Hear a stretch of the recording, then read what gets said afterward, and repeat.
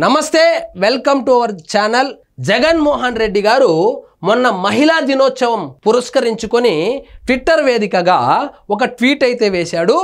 ఆ ట్వీట్కు నెటిజన్లు ఏమనుకుంటున్నారో మీకు నేను ఇదేమి ఎడిట్ చేయకుండా ఉన్నది ఉన్నట్టుగా చూపిస్తాను, చదివి వినిపిస్తాను. చూడండి, ఇప్పటికీ జగన్మోహన్ రెడ్డి గారి మీద ఎంత వ్యతిరేకత ఉంది, ఎందుకు జగన్మోహన్ రెడ్డి గారికి 11 సీట్లు వచ్చింది, కూటమికి 164 సీట్లు వచ్చిందని ఈ ఒక్క ట్వీట్కు వచ్చినటువంటి కామెంట్లను చదివితేనే మీకు అర్థమవుతుంది.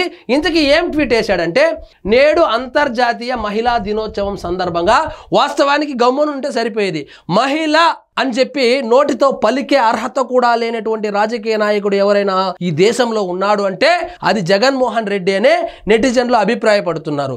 ఎందుకంటే తల్లి మీద కేసేస్తావు, చెల్లి మీద కేసేస్తావు, ఇంకొక చెల్లిని అయితే ఆయన తండ్రి చనిపోతే, అదే మీ బాబాయ్ చనిపోతే కనీసము 5 సంవత్సరాలు ముఖ్యమంత్రిగా ఉండి కనీసం అపాయింట్మెంట్ కూడా ఇవ్వకుండా ఆ దోషులను పట్టుకోకుండా గాలి కొదిలేసి ఇంకా దోషులకు హెల్ప్ చేసినటువంటి ఇతను మహిళల గురించి మాట్లాడుతూ ఉంటే ఏ అవయవంతో నవ్వాలో కూడా అర్థం కాలేదని నెటిజన్లు తీవ్రంగా మండిపడతా ఉన్నారు. చూడండి, నేడు అంతర్జాతీయ మహిళా దినోత్సవం సందర్భంగా మహిళలందరికీ శుభాకాంక్షలు. మహిళలు బాగుంటేనే ఆ కుటుంబం బాగుంటుంది అంట. ముందు మీ కుటుంబంలో ఉండేటువంటి మహిళలను బాగా చూసుకో జగన్మోహన్ రెడ్డి గారు, మళ్ళీ దేశానికో రాష్ట్రానికో ప్రపంచ మహిళల జోలికో వెళ్దువు. కుటుంబాలు బాగుంటే రాష్ట్రం బాగుంటుంది, రాష్ట్రం బాగుంటే దేశం బాగుంటుంది. నేను చెప్తా చూడు, ముందు మీ ఇంట్లో మహిళలను బాగా చూసుకుంటే నీ నియోజకవర్గంలోని మహిళలను బాగా చూసుకోగలుగుతావు. మీ నియోజకవర్గంలో మహిళలను బాగా చూసుకుంటే మీ జిల్లాలోని మహిళలను బాగా చూసుకోవచ్చు. మీ జిల్లాలోని మహిళలను బాగా చూసుకుంటే రాష్ట్రంలోని మహిళలను బాగా చూసుకోవచ్చు. ముందు మీ ఇంట్లో మహిళలను బాగా చూసుకుంటే మంచిది జగన్మోహన్ రెడ్డి గారు, మీరైతే కేసులు వేస్తారు అని గట్టిగా నమ్మే వ్యక్తి అంట. ఈ ట్వీటు ఎట్లా వేయాలనిపించింది జగన్మోహన్ రెడ్డి గారు? మీరు నిజంగా ట్రోల్ అవ్వడానికే వేసినట్టుంది. ఆ దిశలోనే మన ప్రభుత్వ కాలంలో మహిళల అభ్యున్నతి సాధికారతకు పెద్ద పీట వేస్తూ పాలన చేశాం. మరి మహిళలకు పెద్ద పీట వేసో, పెద్ద బెంచ్ వేసో, పెద్ద చైర్ వేసో పరిపాలన చేసింటే ప్రతిపక్ష హోదా కూడా ఎందుకు కోల్పోయి ఉంటారు? అన్ని రంగాల్లో ఇంకంతా ఏదేదో మహిళలు డిప్యూటీ సీఎం, హోం, చూడండి, గిరిజన దళిత మహిళలకు డిప్యూటీ సీఎం ఇచ్చినట్ట, హోంమంత్రి ఇచ్చినట్ట. జస్ట్ పదవి మాత్రమే ఇచ్చినావు. పరిపాలన చేసింది సజ్జల రామకృష్ణారెడ్డి కదా, పరిపాలన చేసింది పెద్దిరెడ్డి రామచంద్రారెడ్డి కదా, పరిపాలన చేసింది మన విజయసాయి రెడ్డి కదా. ఊరికే వాళ్ళకైతే పదవులు అయితే ఇచ్చినావు. ఇక్కడ చూడండి, దీనికి కామెంట్స్ చూద్దాం ఒకసారి లైవ్లో. నేను ఎక్కడ ఎడిట్ చేయడం లేదు. ఏం డైలాగ్ రాసావన్నా, మహిళలు బాగుంటే ఆ కుటుంబం బాగుంటుంది అంటే మీ ఇంట్లో మహిళలు బాగలేదు కాబట్టి నువ్వేమో ఈ మీద కేసు పెడతావు, ఈమెమో ఈ మీద కేసు పెడుతుంది, ఈమెమో ఈ దినము ప్రెస్ మీట్ పెట్టి తిడుతుంది. సో మీ ఇంట్లో మహిళలు బాలేదు కాబట్టి అంటే మీ కుటుంబం బాలేదా అన్న అని అడుగుతున్నాడు. ఇది చూడండి, మహిళలు బాగుంటే కుటుంబం బాగుంటుందంటని మన షర్మిల మేడం గారికి ట్యాగ్ చేశాడు. నీ రాజకీయం ఇదే కదా, పైకి ఒకటి లోపల ఒకటి. ఇది చూడండి, తల్లిని గౌరవ అధ్యక్షురాల నుంచి తీసేసి శాశ్వత గౌరవ అధ్యక్షుడిగా అయినటువంటి నువ్వు మహిళల గురించి మాట్లాడతావా జగన్మోహన్ రెడ్డి అంటున్నారు. ఒకే ఒక్క పాజిటివ్ ట్వీట్ కూడా లేకుండా ట్విట్టర్ చరిత్రలోనే ఇది ఒక ఐకానిక్ ట్వీట్ అయితే అవుతుంది. ఇది చూడండి, తల్లి చెల్లిని కోర్టుకి ఇచ్చిన జగన్ సార్. ఇది చూడండి, షర్మిల ఏదో మాట్లాడుతుంది. మీ ఇంట్లో మహిళ, నీ సొంత సోదరి, గౌరవనీయులు స్వర్గీయ వైఎస్ఆర్ గారి గారాల పట్టేనటువంటి షర్మిల మేడం గారు, మీ మహిళ ఏదో మాట్లాడుతున్నారు. వినండి జగన్మోహన్ రెడ్డి గారు.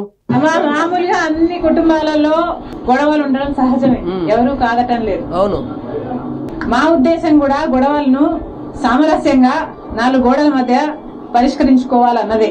కానీ ఇది సామాన్యం అంటూనే, అన్ని కుటుంబాలలో జరిగే విషయమే అంటూనే తల్లిని చెల్లిని కోర్టుకి ఇచ్చారు.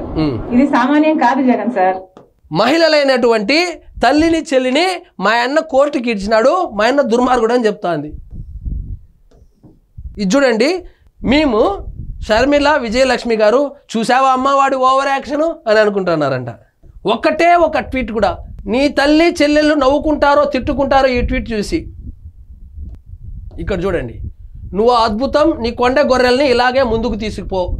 చూడు, సౌభాగ్యమ్మ ఏం మాట్లాడింది, ఈమె వైఎస్ వివేకానందరెడ్డి గారి సతీమణి, ఇంటి శత్రువులను ఆలస్యంగా గుర్తించాం, నా భర్త హంతకుల్ని జగన్ కాపాడుతున్నారు. ఈమె మహిళ కాదా? ఈమె కూడా మహిళే కదా, ఈమె కూడా మీ కుటుంబ సభ్యురాలే కదా, ఈమె మీ పిన్నినే కదా జగన్మోహన్ రెడ్డి గారు. ఈమెను సరిగ్గా చూసుకోక ఇటు చూడండి, వివేకాను దారుణంగా చంపారు, ఈమె కూడా మీ ఇంటి మహిళే కదా.